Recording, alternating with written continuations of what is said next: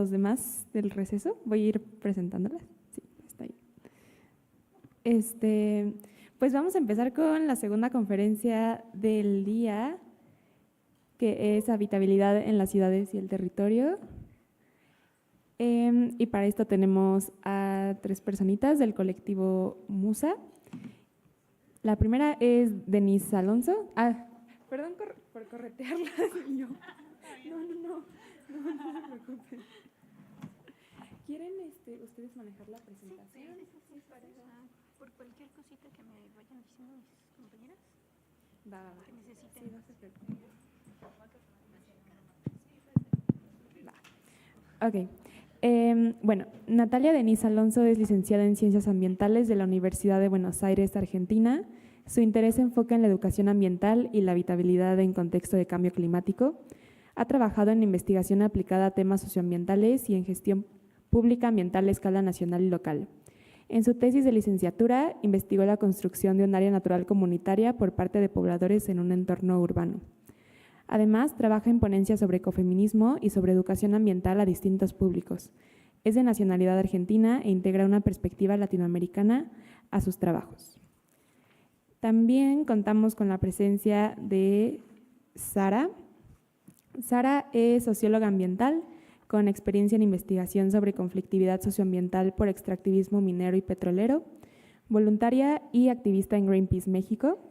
La lucha por colocar la vida en el centro y combatir las causas sistémicas que han generado la crisis socioecológica más grande de nuestra historia actual es nuestra principal motivación.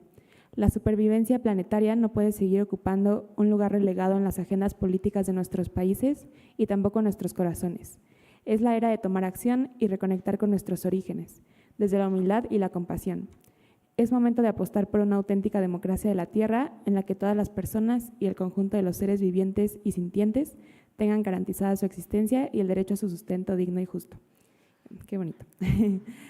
Y por último, contamos con Diana, que es licenciada en Derecho con especialidad en Derecho Ambiental y Recursos Naturales en el Instituto Tecnológico Autónomo de México. Actualmente estudia la maestría en Filosofía Crítica a la Cultura en la Universidad Intercontinental.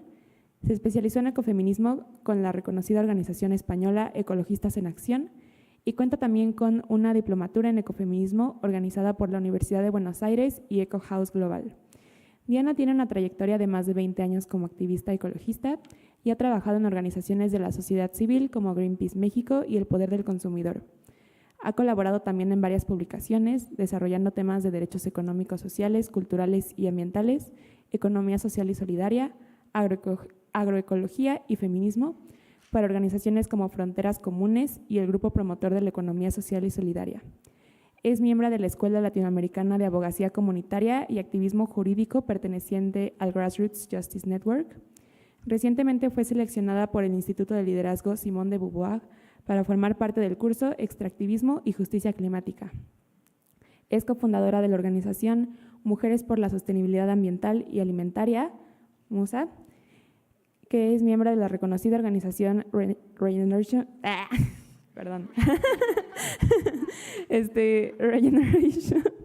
International y del colectivo Feminism and Degrowth Alliance. Y ya, sin más preámbulo, pues le cedo el micrófono. Y sí, adelante. ¿Esto funciona? Hola. Sí funciona. Muy bien. Bueno, primero les vamos a dar una pequeña introducción a lo que es nuestra organización. Pues es una organización que surge en el estado de Hidalgo, en el pueblo mágico de Huasca de Ocampo.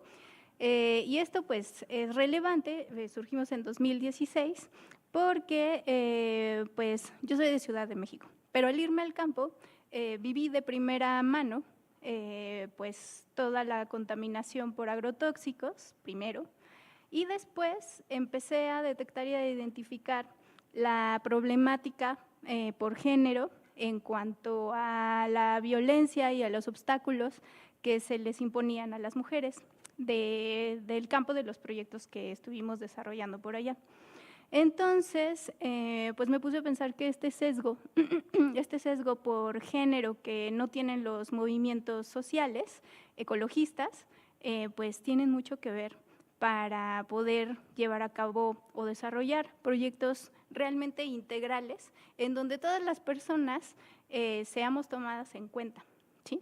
Entonces, bueno, así surge. En 2019 nos constituimos legalmente como asociación civil y pues somos esta organización ecofeminista. Nuestra teoría o la que seguimos, nuestra visión es el ecofeminismo o los muchos ecofeminismos, aunque nosotras nos identificamos más en el ecofeminismo constructivista. Pues trabajamos en 2 campañas, en alimentación del bien común, por este panorama y este contexto en el que surgió Musa allá en lo rural, en el campo, y con los proyectos que desarrollamos allá, y habitabilidad y crisis climática. Nuestros proyectos o nuestra herramienta principal es la formación ecofeminista. Nosotras divulgamos a través de talleres, próximamente de un diplomado en ecofeminismo, cursos, cafés literarios y otras herramientas más, la Escuela de Activismo Ecofeminista, para transmitir todos nuestros conocimientos, construir, porque tampoco nos gusta el monólogo, y espero que ahorita participen porque tenemos algunas preguntas para empezar a desarrollar, ¿sí? Pues esta es la herramienta principal a través de la pedagogía feminista, a través de la cual pues llevamos el ecofeminismo a las personas, ¿no? Nuestra postura política, es que somos independientes de cualquier partido político o grupo religioso, somos autónomas, autogestivas, multiculturales, interculturales e incluyentes. Esto lo ponemos, le ponemos énfasis porque a diferencia de muchos otros feminismos, sobre todo los radicales, nosotras incluimos a todas las personas, ¿no? O sea, a las personas trans, a la comunidad LGTB, inclusive en la rama del antiespecismo también incluimos a los animales como esos agentes importantes que hay que tomar en cuenta para llevar a la transformación, ¿no?, que queremos.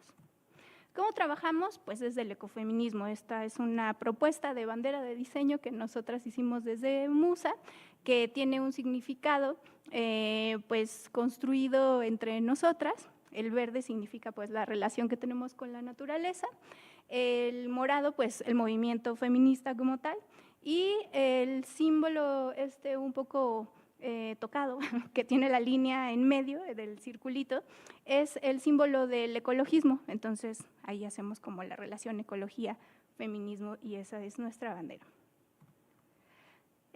Pues esto es un poco unas fotos, una imagen de alguna de las actividades que llevamos a cabo. Este es un café literario y la intención de hacer esta formación ecofeminista también es acercarnos a las personas, no nada más tener como este discurso monólogo de una persona a otra. Incluso a veces nos llegamos a sentir un poco incómodos estando arriba de ustedes, ¿no? O sea, somos como más plurales, queremos estar cercanas realmente a las personas. Entonces, pues hacemos este tipo de ejercicios a través de la formación ecofeminista y tenemos estos 2 objetivos y pilares dentro de nuestra organización. La primera es la incidencia política a través de nuestras campañas. O sea, con nuestras campañas queremos llegar a transformar, a construir conjuntamente, a co-crear con ustedes, con todas las personas con quienes tengamos contacto, pues una realidad diferente y acorde a los límites biogeofísicos de nuestro planeta.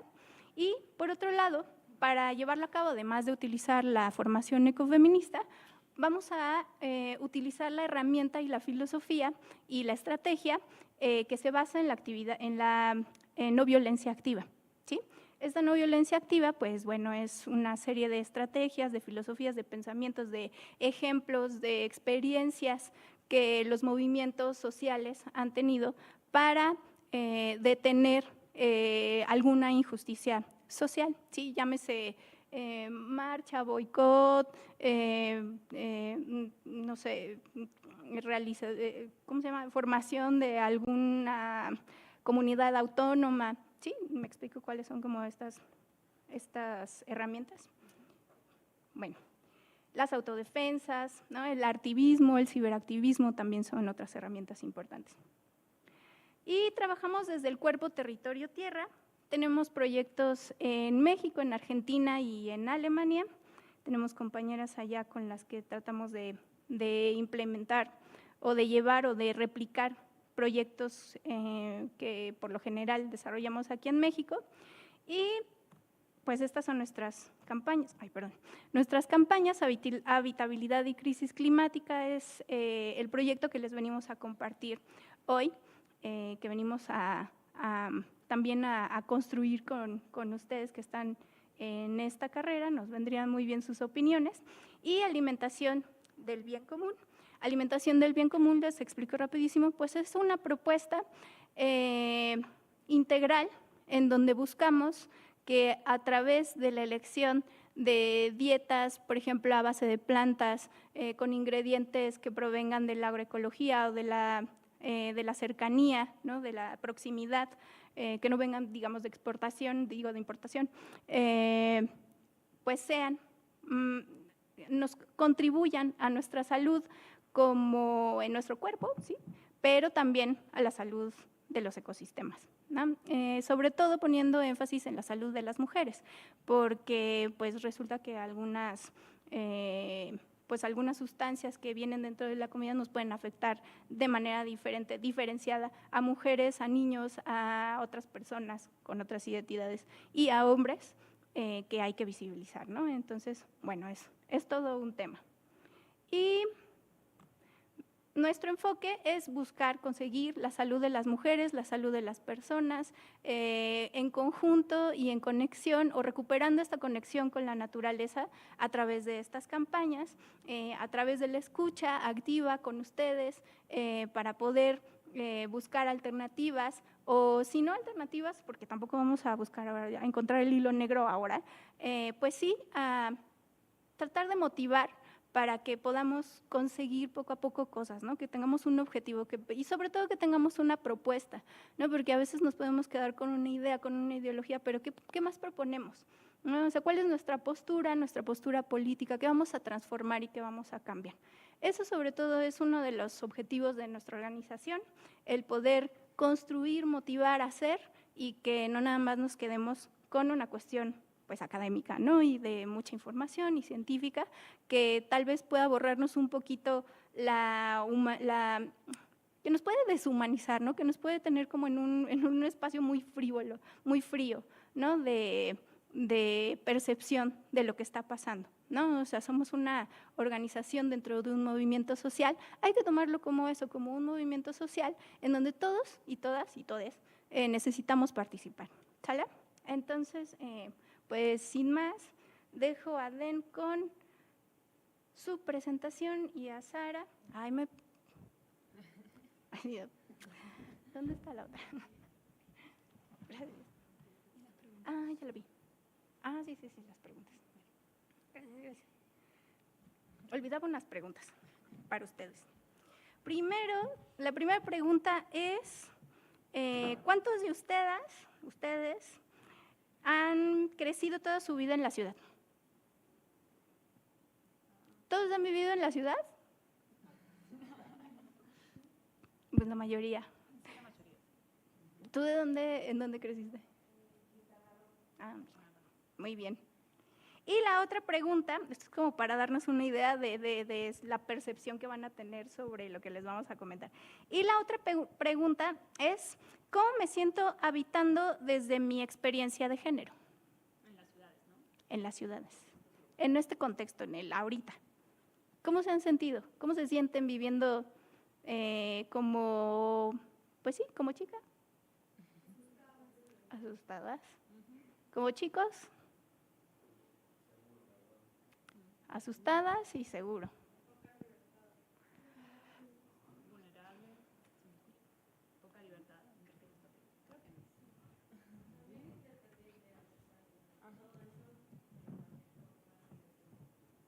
Un poco más independiente. ¿Acompañadas? Ok. Acompañadas, vulnerables, con miedo, seguros. ¿Algún otro chico o chica que quiera comentarnos cómo se sienten en las ciudades. De hecho, ya estamos viendo como una diferencia bastante importante, ¿no? Ujú. Bueno, Sí, y también como una heterogeneidad de experiencias, ¿no? Así que, bueno, interesante. Bueno, entonces si vamos a empezar con esto, les vamos a presentar como varias ideas. Primero un panorama teórico, les queríamos acercar algunos conceptos que a nosotras nos han echado mucha luz para abordar estos temas de habitabilidad en ciudades durante la crisis climática. Es nuestro deseo como que puedan tomar y apropiarse de estos conceptos también ahora para sus vidas profesionales y sus observaciones. Y luego les vamos a presentar un poco más de nuestra propuesta en este tema. Y bueno, luego intercambiar un poco si quieren, tienen preguntas o comentarios. Bueno, entonces, como ya empezamos preguntándoles, nos estamos preguntando cómo habitamos la ciudad y poniendo en este contexto que a los problemas que tienen las ciudades de por sí, de transporte, de vivienda, de acceso al suelo, todas cuestiones que pueden ser abordadas desde el urbanismo, mismo desde la arquitectura, que ya de por sí son desafiantes, a eso se le suma la transversalidad que tiene la cuestión ambiental y la cuestión de las violencias por género, ¿no? Entonces, ir vislumbrando esas capas de problemáticas y cómo interactúan. Yo cuando empecé a entrar en estos temas me pareció muy interesante un caso de cómo cuando hubo epidemia de cólera en Londres, quizás si alguien lo conoce, cómo fue que descubrieron de dónde estaba viniendo el cólera, que fue que una persona, un grupo de personas mapearon los casos de cólera en la ciudad y ahí pudieron conectar, está viniendo por el acceso al agua, o sea, hay más casos en quienes tienen una conexión común de agua, entonces ahí se pudo conectar una cuestión de salud pública urbana con una cuestión ambiental. Entonces ahí ya estamos viendo cómo cambia la dimensión de un problema de salud urbano entrando en la cuestión ambiental. Y además le vamos a sumar la de género, así que bueno, como ese tipo de casos que fue en el siglo XX, ahora tenemos una crisis climática. Vamos a ver cómo le hacemos. Así, gracias. Bueno, actualmente estamos poniéndonos en contexto de América Latina, viendo una urbanización de la población muy grande, ¿no? En las últimas décadas ha habido muchas migraciones de campo a la ciudad y un crecimiento poblacional en las ciudades muy grande que las proyecciones llevan a que alrededor del 80% de la población de América Latina va a estar urbanizada y eso nos genera un montón de preguntas porque ya hoy por hoy hay un montón de cuestiones a resolver y se sabe por las proyecciones de cambio climático que se van a profundizar. Entonces, ahí estamos. Como ustedes seguramente sabrán, entre las consecuencias del cambio climático tenemos, en términos generales, el aumento de la frecuencia e intensidad de eventos extremos, ¿no? Olas de calor, bueno, es más probable que sean cada vez más frecuentes y más intensas de lo que la hemos visto. Tormentas, huracanes, como pudimos ver muy recientemente. También, en particular en la Ciudad de México, en las proyecciones se observa como un aumento también de olas de frío o de vientos. ¿Y qué más? Sí, y cambios en las lluvias, que eso también es muy interesante porque se relaciona a las sequías y al suministro del agua. Entonces, bueno, ante eso es que nos vamos a estar enfrentando. Y bueno, las desigualdades van a dar otra faceta más a este tema, que es que México, por sus condiciones socioeconómicas y también, bueno, América Latina en general, es particularmente vulnerable al cambio climático. Porque ahí tenemos esta cuestión de cómo se compone el riesgo, ¿no? Que aparece mucho este concepto de riesgo climático. El riesgo se compone de amenaza, que es este aumento de ciertos eventos, pero que en sí mismos no tienen por qué ser un riesgo si no hay alguien o alguienes vulnerables. Entonces, entre la amenaza y la vulnerabilidad de la población o de los socioecosistemas, es que encontramos estos riesgos climáticos. Va bien, estoy yendo muy rápido, está súper. Y ahí agregamos la cuestión de la violencia por género. Estamos viendo estos datos de que en los estados en los que mayor cantidad de mujeres, o proporción sería, de mujeres mayores de 15 años han experimentado violencia son la Ciudad de México, el Estado de México y Querétaro. También cercano a esas cifras se encuentran algunos estados como Sonora, también Yucatán, lo pueden consultar en el INEGI, que está muy bueno cómo presentan los datos. Y bueno, eso también entra en un contexto en el que las condiciones de vida de por sí están siendo modificadas y están impactando mayormente sobre quienes son más vulnerables, y dentro de esa vulnerabilidad es más profunda por cuestiones de género. Así que aquí llegamos al concepto de habitabilidad, que este es uno de los que les queremos entregar y dialogar a ver qué. Que es un concepto polisémico, o sea, nos referimos a que puede tener varios significados según el contexto o según quién lo esté usando. Desde el urbanismo, las primeras definiciones de habitabilidad refieren al acceso a una vivienda digna que esté integrada a la ciudad. Es decir, de nada sirve si yo tengo una vivienda digna, que ya de por sí eso ya es muy difícil de conseguir para muchísimas personas, si no está integrada a una red de movilidad, a una buena infraestructura, que con infraestructura se refiere a escuelas, hospitales. Infraestructura refiere más a las autovías, al alumbrado público, y el equipamiento, que son las escuelas, los hospitales, y los espacios públicos, ¿no? Como parques, plazas, la circulación por las veredas. Entonces, de por sí ya eso es como el núcleo, el corazón del concepto de habitabilidad. Y además lo extendemos a la forma en que nos relacionamos y vivimos en ese entorno, con otras personas, con otros seres vivos, animales, plantas que habitan en la ciudad con nosotros, y los elementos simbólicos e intangibles, ¿no? Como el valor cultural que puede tener cierta zona de la ciudad, tanto para uno como individuo por su historia, como para un grupo social. Como por ejemplo decir, pues, si uno recuerda, bueno, ese barrio a donde iba con mi abuelita, bueno, ahí ya tenemos un elemento simbólico importante, pero también hay que se conforman por grupos sociales, que le dan valor y lo defienden, y eso también hace a la habitabilidad. Voy a tomar un vasito de agua.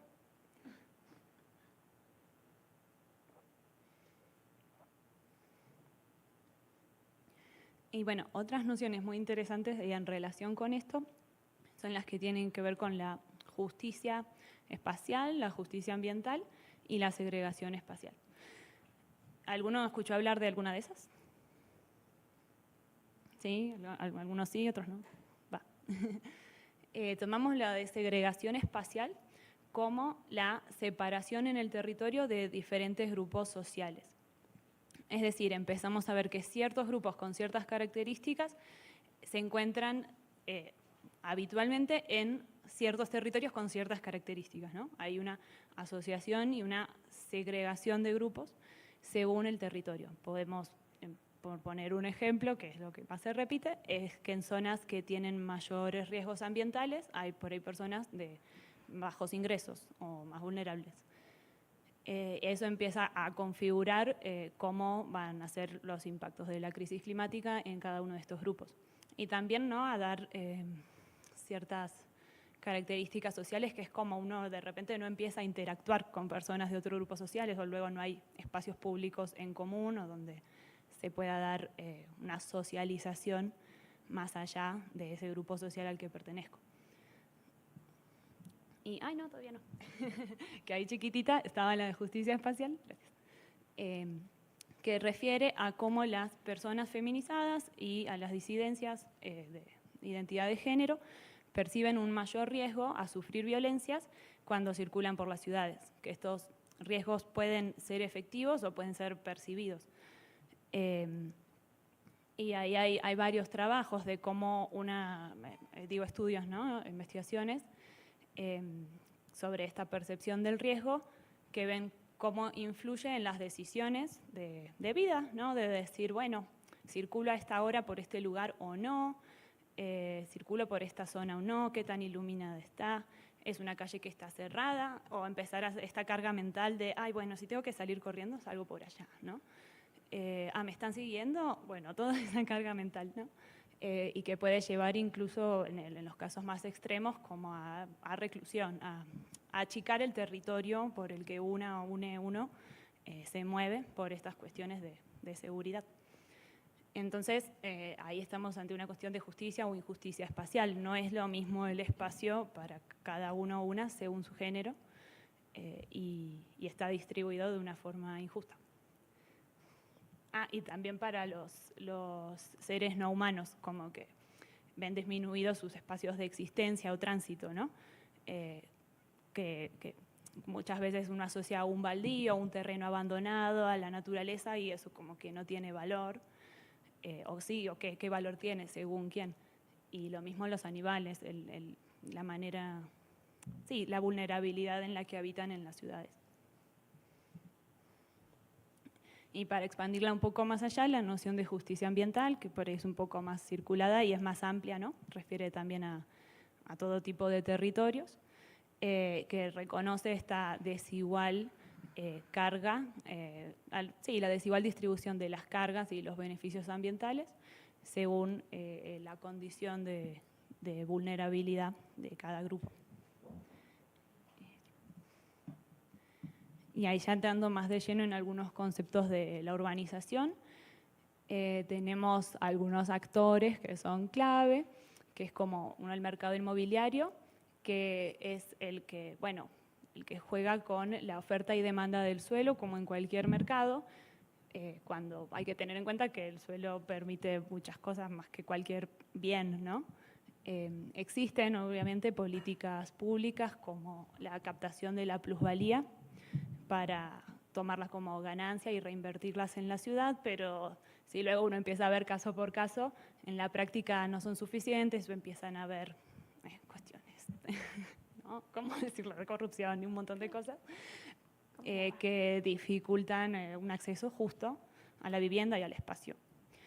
Y también aparece lo que es la urbanización por autoconstrucción, que es como las personas, ¿no?, que van y hacen asentamientos autoconstruidos, sea de manera individual o agrupada, por esta dificultad del acceso a la vivienda, claramente, pero que también en muchos casos llevan a muchas cuestiones de problemáticas de habitabilidad, por cómo se gestionan los residuos, por el acceso al agua o por los efluentes.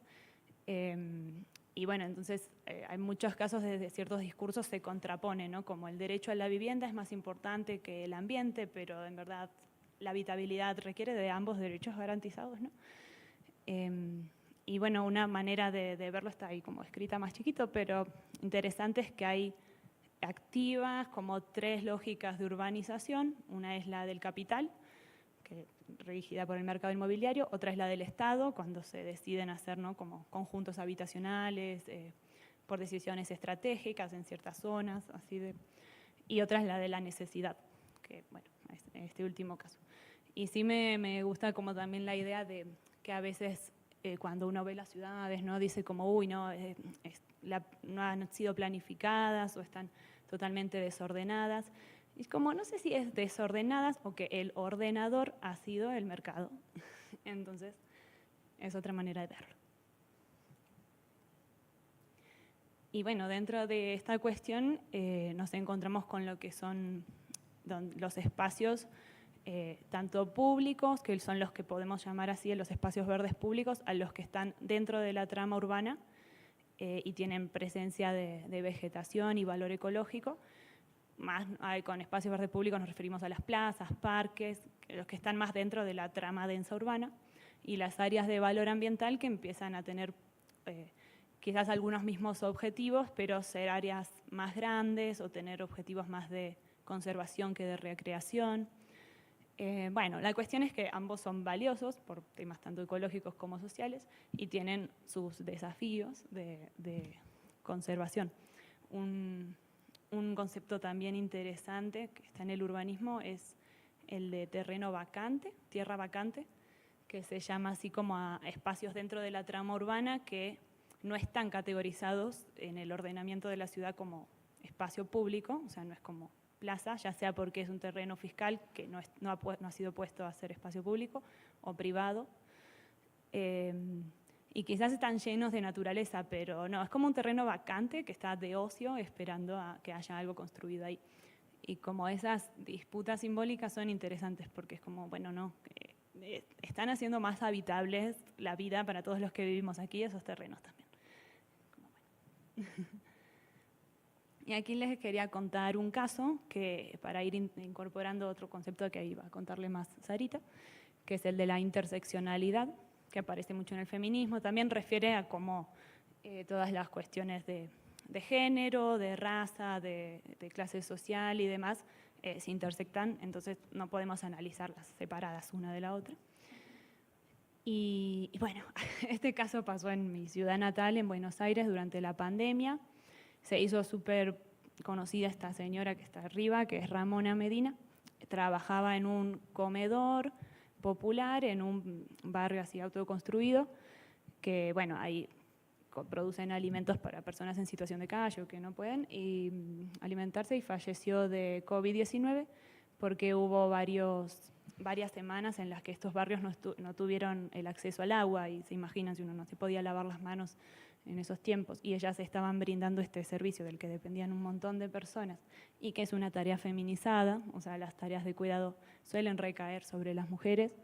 Y en estos casos, si uno se acerca a estos comedores, son mayormente mujeres las que proveen de comida. Y esto se profundiza con la falta de acceso a salud, a servicios básicos. Y bueno, sí, se ha quedado Ramona en nuestros corazones.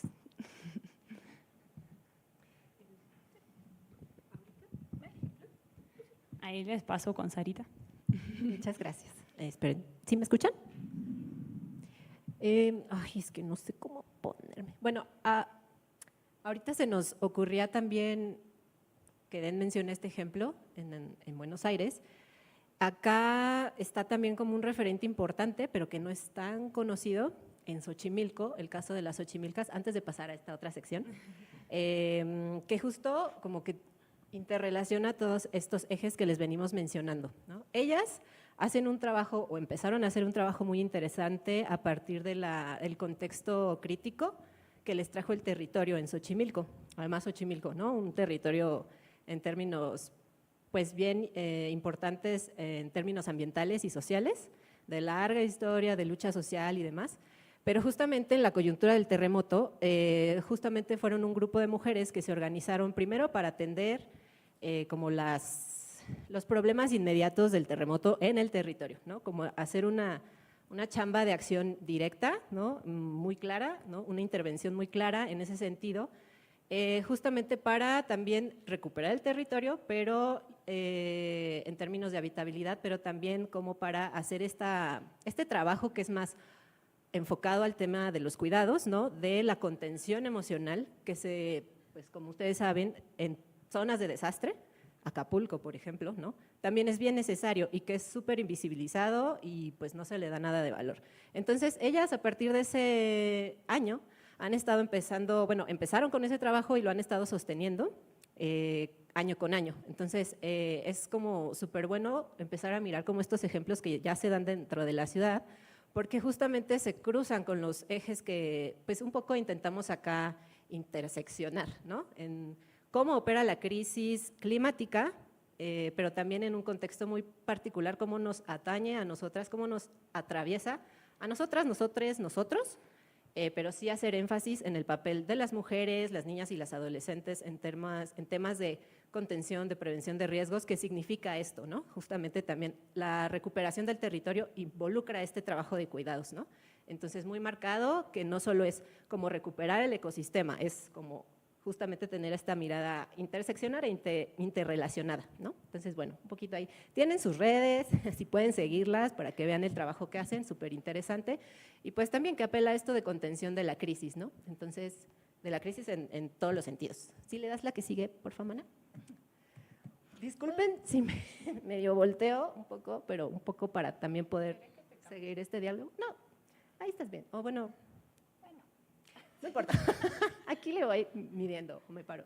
Entonces, un poco tratamos también desde este programa, campaña, que lo queremos aterrizar en una campaña, es justamente sí hablar de una crisis climática, un concepto que ya creo, yo acá lo manejan chido, pero nosotras creemos más importante hablar del tema de la crisis climática como un problema de injusticia social, o bueno, ¿no? Como lo colocamos ahí, un tema de justicia social, ¿no?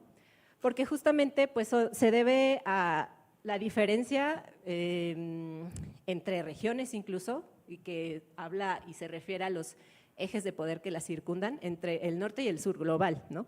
Y cómo se traduce en esta crisis que llamamos crisis ambiental, pero que va más allá de solo una crisis ambiental, ¿no? Entonces, de entrada, nosotras creemos más pertinente nombrar eso, la crisis climática como una crisis de injusticia social, que pues evidentemente tiene sus causas en razones estructurales más profundas, en patrones de consumo, sobreexplotación, todo este tema, ¿no? De desigualdades de la naturaleza, sobreexplotación de la naturaleza, pero también de los cuerpos, ¿no? De los territorios y los cuerpos entre el norte y el sur, ¿no? Entonces, nos parece muy importante como partir de esa diferencia para un poco también irla acotando a nuestra realidad regional, ¿no? Y nacional y local.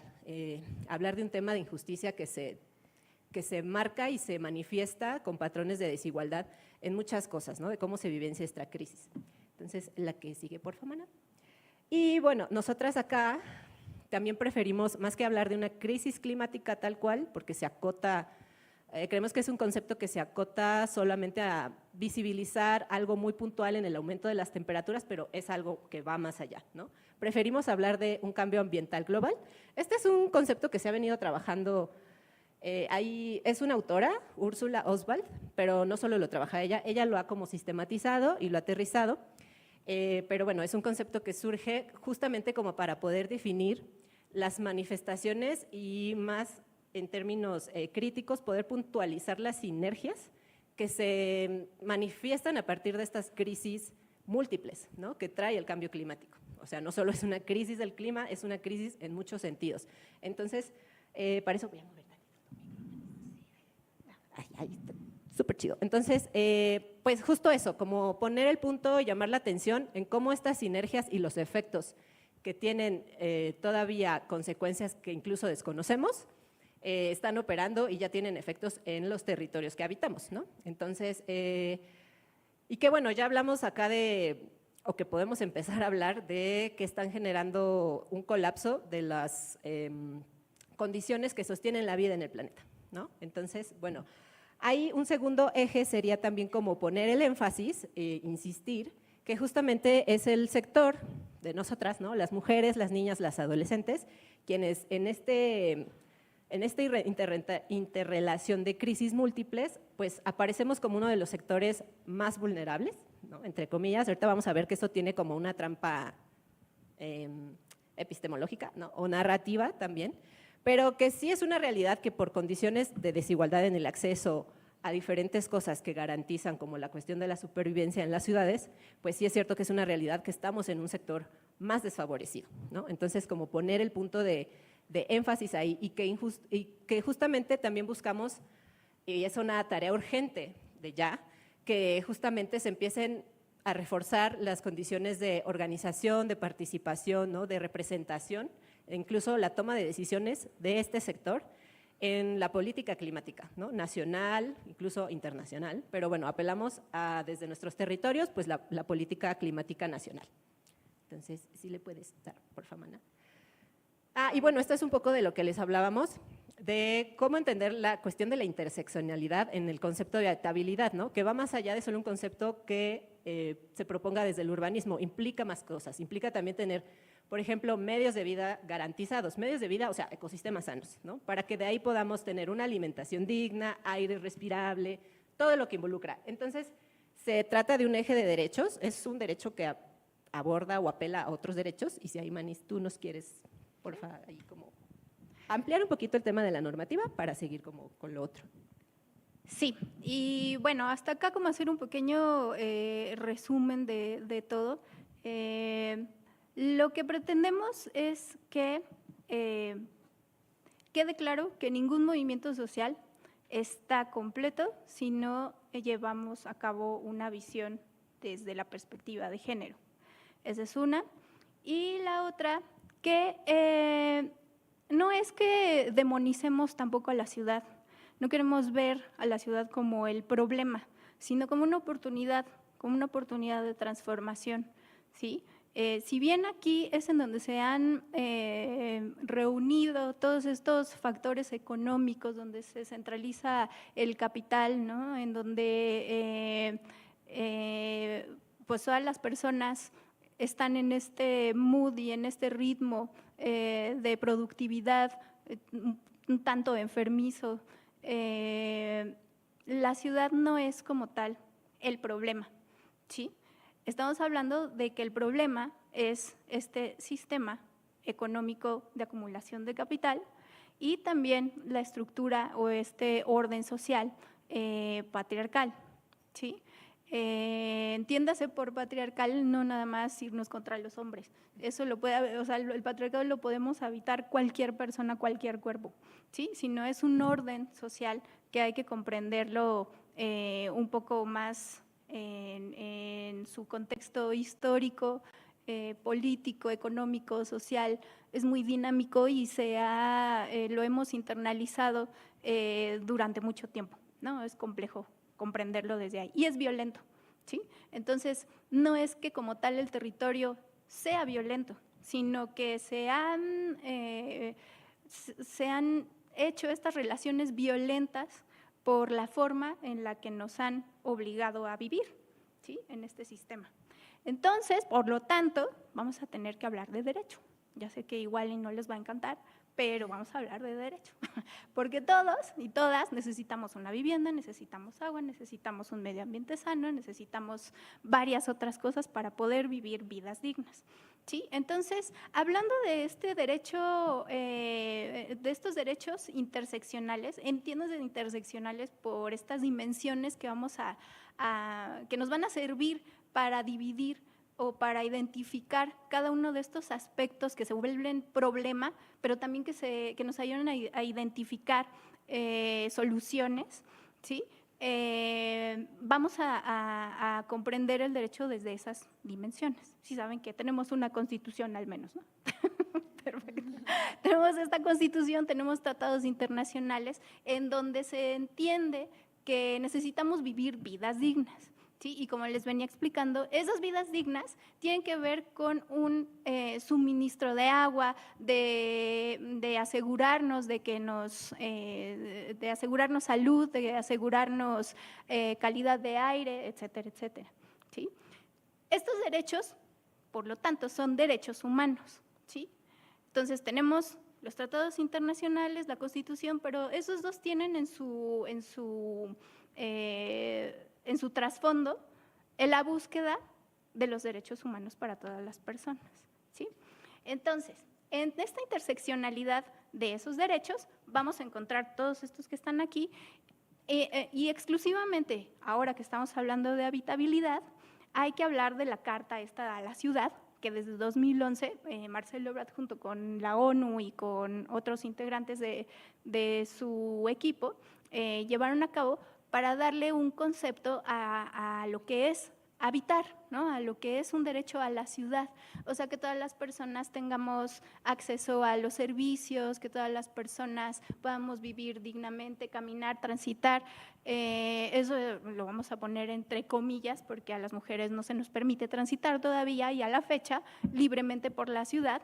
Hay una perspectiva de género desde aquel entonces que hay que trabajar un poco más a profundidad, porque pues, aunque el movimiento feminista ha empujado bastante para proteger y marcar con estas iniciativas de ley, ya sea la ley Olimpia, la ley la que quiera, pues hace todavía falta ver cómo podemos hacer de las ciudades lugares seguros para todas las personas. ¿Sí? Entonces, pues en cuanto a derecho, en cuanto a legislación, tenemos mucho que trabajar. ¿Sí? Tenemos mucho que proponer, pero si la propuesta viene de vatos todo el tiempo y están en el Senado la mayoría, bueno, ahorita ya no hay tanta mayoría de hombres, pero años atrás, en este año, al menos en 2011, había todavía mayoría de hombres, la representación de las mujeres, ¿en dónde queda? Eso es lo que tenemos que ir empujando, ¿sí? Y no es nada más que en este sentido binarista de ver a los hombres contra las mujeres, ¿no? Y la igualdad. No, hay que ir un poquito más allá. Hablar de ecofeminismo, desde los feminismos, no nada más es hablar por los derechos de las mujeres, es hablar por los derechos de todos los olvidados, ¿sí? De todos los que no están involucrados en las decisiones políticas, sociales de nuestras muchas múltiples sociedades, ¿no? en el mundo. Entonces, no nos quedemos ahí, hay que ampliar un poquito más la perspectiva. Pero ¿por qué las mujeres estamos a la punta, como punta de lanza de esto? Pues porque nosotras hemos sido uno de esos grupos vulnerados, no vulnerables. Hay que también empezar a cambiar la narrativa. No es que seamos vulnerables porque somos mujeres y porque somos chiquitas y más indefensas. No es eso, ¿no? Nos podemos autodefender claramente, ¿no? Hay muchos ejemplos de esas autodefensas. Hemos sido vulneradas por este sistema orden patriarcal. O sea, nos han hecho prácticamente, para que quede más claro, nos han hecho menos por muchas cuestiones. Por eso entonces hay que cambiar las narrativas. Si van a argumentar ahora en sus próximos trabajos, los niños, las personas adultas mayores, los animales, las mujeres, no somos vulnerables, somos vulnerados por un sistema, ¿sí? Complejo, violento. Entonces eso es importante tenerlo en cuenta. ¿Sale? Pues ya. ¿Hasta aquí tienen alguna duda? ¿Alguna duda, un comentario? ¿Va bien? Sí, va. Bueno, en ese sentido, justamente se introduce este enfoque, ¿no? De cómo aterrizar y hacerlo interseccional, el tema de las mujeres, el sector, uno de los sectores más vulnerados, ¿no? La ciudad y el cambio climático. Obviamente, pues partimos del cambio climático o el cambio ambiental global porque es uno de los temas más urgentes, como ustedes ya saben, ¿no? De todas las agendas ahorita que la humanidad tiene encima, pues es el más que presenta más urgencia a atender. Partimos de ese punto. Pero claro que de ahí la idea es ir como abarcando más dimensiones. Entonces, pues identificamos algunos puntos problemáticos, un poquito ya los mencionó Diana, pero sobre todo son estos, 1, 2, 3, 4, quedaron como en 6 puntos, ¿no? Pero justamente partimos del hecho de que es urgente empezar a visibilizar y a problematizar el tema de que la política climática no es una política que incorpora pues ni la perspectiva de género en su sentido amplio, como ya lo mencionaba un poco Diana, no solo las mujeres, sino todas las disidencias que están involucradas en estas cuestiones identitarias de género. También apela a los hombres, ¿no? O sea, en un sentido de… Pero, obviamente, hacemos el énfasis en el sector de las mujeres, por lo que ya les mencionamos, ¿no? Niñas, adolescentes. Y tampoco la cuestión de la interseccionalidad, ¿no? Entonces, es una chambísima ahí, el reto es ese, como empezar a involucrar estos enfoques en la política climática nacional, local, etcétera, y ese es el punto que urge, porque, por ejemplo, se dice ya por ahí, para 2030, esta ciudad que habitamos actualmente, pues ya, ¿no? Se va a quedar sin agua. No, es un debate que escuchamos ya muy recurrente y es como de, bueno, ¿y qué vamos a hacer entonces, no? ¿Cómo vamos a accionar desde ahí, no? Desde nuestras realidades como mujeres, sector, interseccionalidad, disidencias de género. Es una chamba, ¿no? Pendiente, pero que urge, porque 2030 pues ya está a la vuelta de la esquina prácticamente. Entonces, bueno, ese es uno de los puntos. El otro sentido, el otro problema es que este enfoque obviamente es uno que obvia e invisibiliza las cuestiones de relación de poder que permiten y generan la accesibilidad a la ciudad en su sentido amplio, ¿no? La cuestión del acceso al espacio público y de ahí la pertinencia de hablar de justicia espacial, es decir, todas estas lógicas que moldean la ciudad, que no solo es la de género, o sea, son otras, es el especismo, ¿no? Es como estas otras que ya hemos venido enfatizando y que identificamos, pero que justo moldean la lógica de la ciudad y que pues la lógica es la economía de mercado, ¿no? De ahí insistimos que el espacio pues no es un espacio neutral, no se habita de forma igual, está mediado por relaciones de poder y una de esas relaciones, entre tantas, también pues es el género, pero hay otras, ¿no? El racismo, clasismo, ¿no? Todas estas cosas que se interrelacionan al final. Pero es importante tener como ejes y estrategia, ¿no? Para poder partir de un punto. El siguiente es, bueno, favorecer, esto que es una lógica que favorece a ciertos grupos con privilegios e ignora estas actividades necesarias para la vida, ¿no? Lo que ya es más en su sentido amplio, la habitabilidad. Y bueno, tiende a reforzar, sobre todo esto, este es otro problema, tiende a reforzar ese estereotipo que ya les mencionaba Diana, de enfocarnos en la política pública, las mujeres como vulnerables, ¿no? Cuando somos vulneradas. O sea, no es que no tengamos la capacidad ni la capacidad de agencia para proponer cuestiones de construcción de política pública para volver el espacio y hacer frente a estos retos de adaptación, de mitigación, de resiliencia, etcétera, sino que pues justo eso nos sigue como revictimizando, que tenemos que ser salvadas, ¿no? O que tenemos que ser rescatadas porque no tenemos como esa capacidad ni de agencia, ni de proposición, ni de participación, ni de toma de decisiones, ¿no? Ese es un enfoque pues evidentemente que hay que deconstruir y cambiar, ¿no? Porque no es así. Y bueno, sobre todo pues eso, ¿no? Nos niega la capacidad de agencia y de toma de decisiones. Le das a la que sigue, por favor. Ven. Entonces, pues, de los puntos más urgentes es el cambio de narrativa, de enfoque y de análisis. Es decir, apelamos a que los conceptos de adaptación, vulneración, vulnerabilidad, más bien, resiliencia, todos estos temas, conceptos más bien que dominan la política climática, necesitan una revisión crítica de género e interseccional, ¿no? Insistimos mucho en eso. ¿Por qué? Porque se les coloca, estos son conceptos que vienen de las ciencias naturales, o sea, tienen su raíz ahí y se les coloca como conceptos dados, o sea, como conceptos que para los sistemas sociales y los grupos poblacionales operan de la misma forma que para los sistemas naturales. Que en los sistemas naturales es una condición que pues netamente está como dada, ¿no? Cuando se habla de resiliencia es esta capacidad de recuperación que tienen los ecosistemas para frente a una crisis, hacerle frente y regresar a un estado como original, ¿no? No sé, de supervivencia.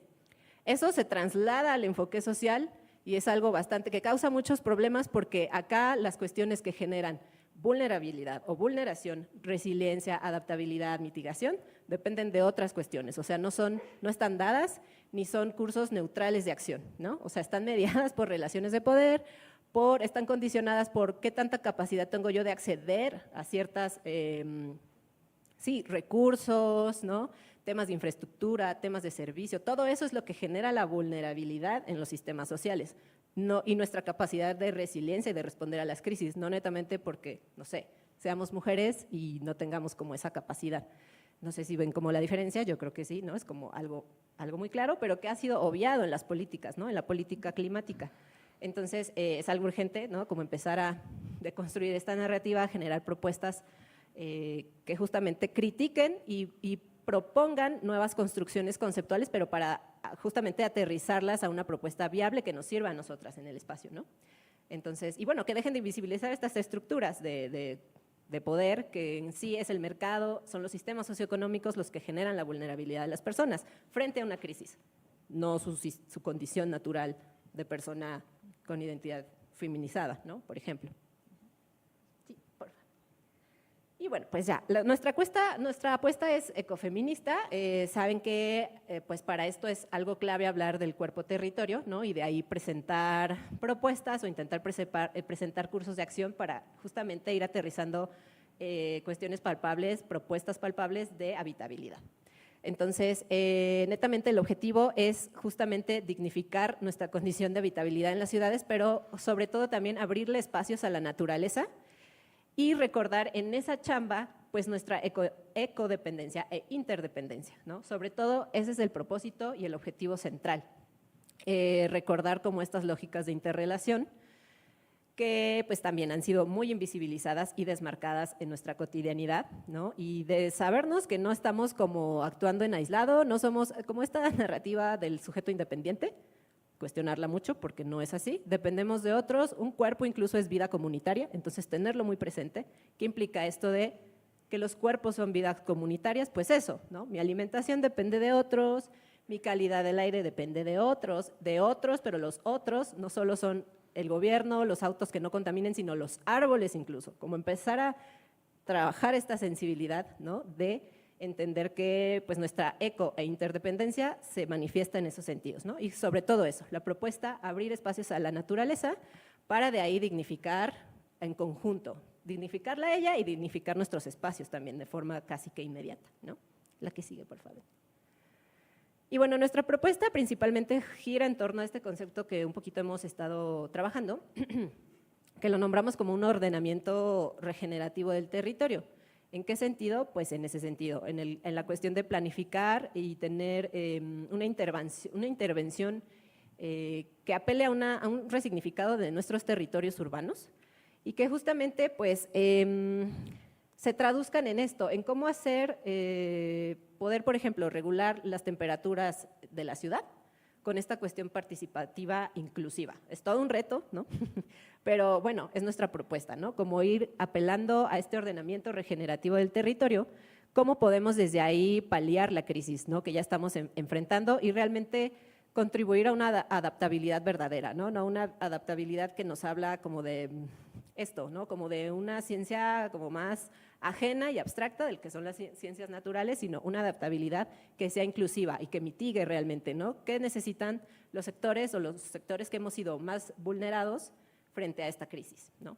Entonces, y bueno, sobre todo también queremos colocar que es una insistencia urgente también que se nos abran espacios de representación a las mujeres, ¿no? De representación y que garanticen eso, nuestra participación y nuestra toma de decisiones en todos estos procesos que son clave para realmente empezar a hablar de ciudades habitables, ¿no? Como es en temas clave, por ejemplo, conservación de medios de vida, incluso la cuestión de gestión de riesgos y desastres. O sea, a nivel nacional, urbano, rural, las mujeres tenemos baja representación en temas clave como estos, ¿no? Que son clave, pues, ¿no? Disculpen la redundancia, para abordar la crisis. O sea, protección civil, ¿no? Frente a desastres. Incluso hay muchos estudios que han comprobado ya que las mujeres, niñas, adolescentes son de las que más mueren durante un desastre, pero por su condición de exposición, ¿no? Entonces, frente a eso, ¿cómo podemos apropiarnos de una política y proponer políticas que nos sirvan a nosotras para mitigar esa condición de vulneración, ¿no? Temas clave en las ciudades, pues como esto, gestión del riesgo, prevención, ¿no? Protección civil, seguridad, justamente, y al principio por eso era la pregunta, ¿cómo se sienten habitando las ciudades? Pues las chicas, evidentemente, es una cuestión de seguridad que nos atraviesa de manera muy obvia, entonces eso también entra ahí, ¿no? Y que bueno, finalmente tiene el punto es dignificar la vida en su conjunto, en términos amplios, no solo la humana, en términos amplios, ¿no? De todo lo que nos sostiene en las ciudades. También hay ecosistemas importantes, el suelo de conservación, etcétera, que necesitan ser dignificados y que, bueno, la propuesta es trabajar hacia eso, ¿no? Desde este nuevo sentido de pensamiento del territorio, que es un ordenamiento regenerativo. Y creo que ya, ¿no, Mana? Sí. Eso sería. Muchas gracias.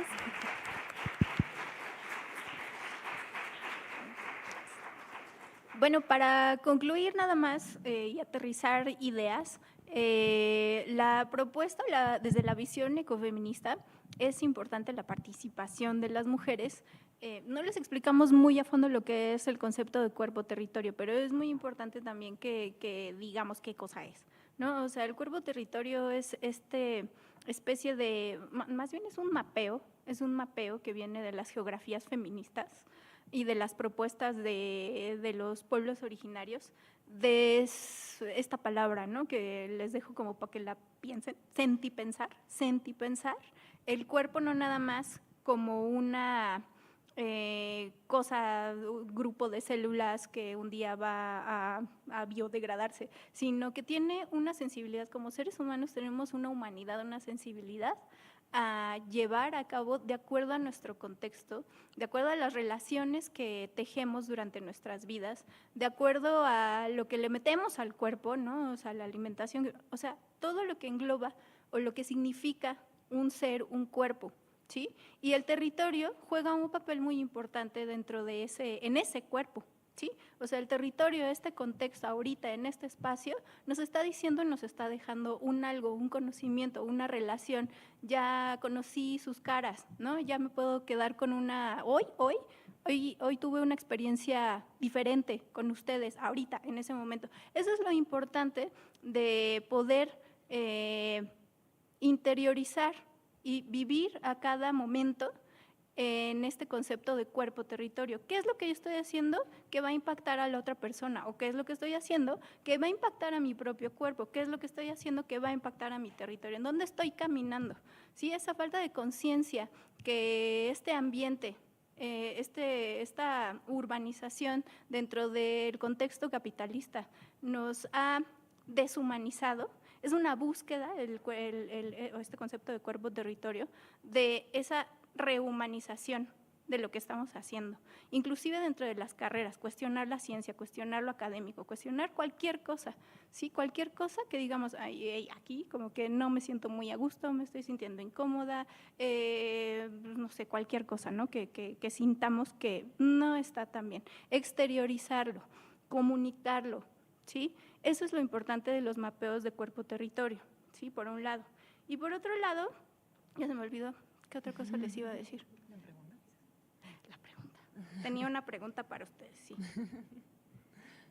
La última pregunta, para que no nada más nos quedemos en este monólogo, que como les digo, la interacción para nosotras es importante. Ya lo perdí. Es que este no es. Perdón. ¿Qué propuesta tienen o qué propuesta tendrían ustedes de bote pronto? O sea, en este momento no hay que hacer un trabajo para mañana, ¿no? Para habitar dignamente la ciudad, con todo este contexto de las mujeres. Ya me acordé. Rápido, rápido antes de que me contesten la pregunta.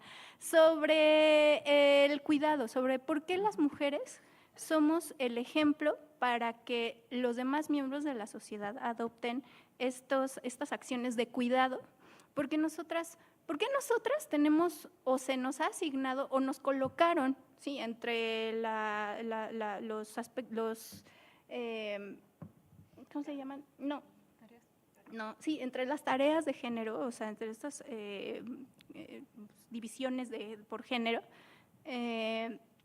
y que nosotras tenemos tal vez cierta sensibilidad sin caer en los esencialismos de que las mujeres somos dadoras de vida y todo este rollo, porque no va por ahí tampoco.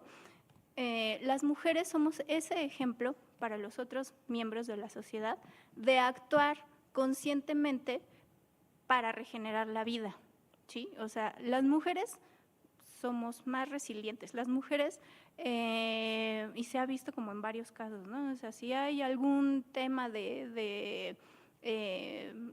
pues, no sé, de un terremoto, como un sismo o un algo, lo que hace la mayoría de las mujeres es proteger, ¿no? O sea, protegemos y buscamos, ¿no? Y buscamos cómo resolver el tema en el momento casi inmediato, ¿no? Los hombres también, pero lo hacen como de distinta manera. Lo hacen tal vez con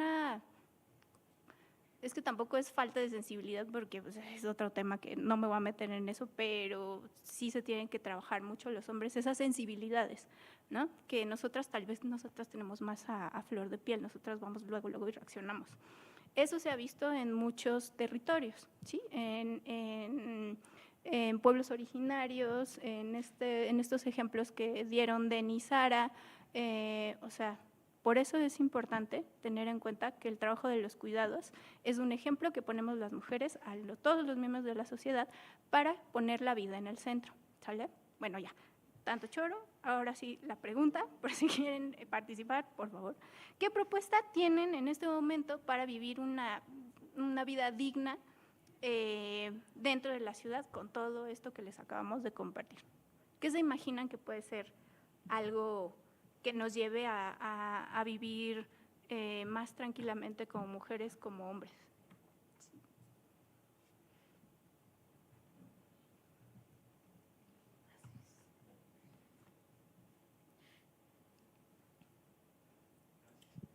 Bueno, pues la pregunta es muy amplia. ¿Cómo te llamas? Diego. Pues la pregunta es muy amplia y pues, o sea, no creo poder tener una respuesta pronta para abarcar todas las variables, evidentemente, pero uno de los conceptos que me llamó más la atención fue la de la segregación espacial y una propuesta o respuesta que se me ocurre de bote pronto, pues sí sería un ordenamiento espacial distinto, que a su vez implicaría un ejercicio arquitectónico específico igual. Y creo que justo en la parte de arquitectura es muy interesante porque la arquitectura no se deslinda completamente de la estética. Entonces, en un cierto sentido, una manera de poder tener una mayor justicia espacial vendría también de una conciencia estética distinta. Muchas Sí. gracias. No, me parece muy interesante, gracias. Está muy bueno también lo que haces de traer la estética, ¿no? Como otra forma de ver que también la estética como que rompe un poco este dualismo más de lo racional por un lado y lo cuerpo territorial por otro, sino como que pone en diálogo esas dimensiones. Así que gracias. Ver quién más. Ay, bueno, sobre eso, antes de interrumpirnos. Pues sí, algunas autoras hablan de que la ciudad sí tiene muchos aspectos simbólicos masculinos. O sea, todavía no hemos podido superar, por ejemplo, los espectaculares sexistas. Eso ya es así como que, o sea, ¿por qué sigas viendo esto, no? El automóvil, los edificios tienen una connotación muy masculina. O sea, no son ciudades diseñadas para todas las personas. No podemos transitar, o sea, ¿cómo se llama? El Metrobús, ¿no? O sea, el que tenga todavía vagones para mujeres y hombres sigue siendo todo un tema. O sea, ¿por qué tendría que haber esta división entre géneros? ¿Por qué no podemos vivir en paz entre los hombres? ¿No? O sea, ¿por qué? ¿No? ¿Por qué? ¿Por qué? Bueno, y luego… Voy yo. No sé si es como una solución o una pregunta o no es como una idea, o sea, todos estos temas yo los veo como que tienen dos caras, ¿no? Y está la parte como estructural, la parte de como soluciones a corto plazo que son necesarias porque las mujeres sí viven como una violencia, pues, que se tiene que hoy en día actuar, pero también está como esta parte histórica y como cultural y de educación. Y como en el tema de las ciudades me está costando un poco de trabajo como entenderlo, porque toda esta parte estructural y de arquitectura, y sé que es muy importante, pero, o sea, siento que este tipo de soluciones, o sea, ¿cómo le das vida a que no caiga en lo mismo si no cambias como la educación desde un principio, ¿no? O sea, creo que debería ser como la primera cosa y después como ya pensar en soluciones más, no sé,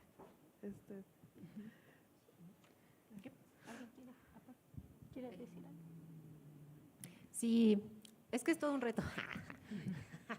Y sí, abarca diferentes dimensiones, pero justamente creemos desde acá también que la apuesta es como justamente tener referente y apostarle a estos procesos que se activan desde el territorio directo. Por ejemplo, las Xochimilcas disidentes que hacen un trabajo de base directo, ¿no? Porque no va a venir de otros espacios, difícilmente va a venir incluso no va a venir de los sectores gubernamentales, por ejemplo, ¿no? Esto que dices, esta chamba educativa, pues creo que sí apela mucho a tratar de impulsar, ¿no? Un trabajo de base directo, porque pues justamente solo es desde ahí que podemos como articular propuestas más organizadas, que realmente tengan una representación de los sectores que tenemos las necesidades inmediatas, ¿no? Por ejemplo, nosotras, pues la seguridad, que es inmediato, o sea, para poder hablar de habitar una ciudad de forma digna, pues para las mujeres es resolver de manera casi inmediata pues el tema de la seguridad, ¿no? Porque ¿cómo podemos tener huertos si acá vamos a tener una amenaza, no sé, de acoso, de violencia de género, ¿no?